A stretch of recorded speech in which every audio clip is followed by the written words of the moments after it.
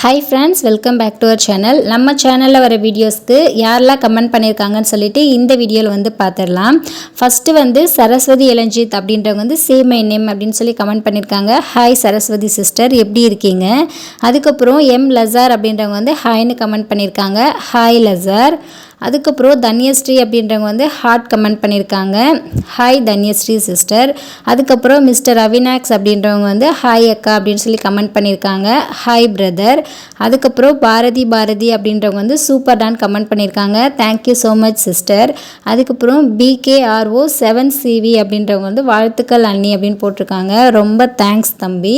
So இதுக்கப்புறம் யாரெல்லாம் comment பண்ணுறீங்களோ அவங்களோட கமெண்ட் எல்லாமே நான் அடுத்த வீடியோவில் வந்து சொல்கிறேன். ஸோ வீடியோ பார்த்துட்டு உங்களுக்கு என்ன கமெண்ட் பண்ணணும்னு தோணுதோ தாராளமாக வந்து கமெண்ட் பண்ணுங்கள்.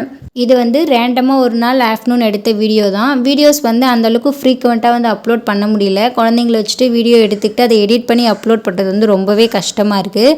ஸோ டைம் கிடைக்கிறப்போ வீடியோஸ் எல்லாமே எடுத்து வச்சுட்டு அதுக்கப்புறமா பசங்க தூங்கும்போது வந்து எடிட் பண்ணி நான் அப்லோட் பண்ணுறேன். இன்றைக்கி ஆஃப்டர்நூன் லஞ்சுக்கு வந்து உருளைக்கிழங்கு மூக்கடலை போட்டு தேங்காய் அரைச்சி ஊற்றி குழம்பு வச்சுட்டு ஒயிட் ரைஸ் வந்து பண்ணியிருந்தேன்.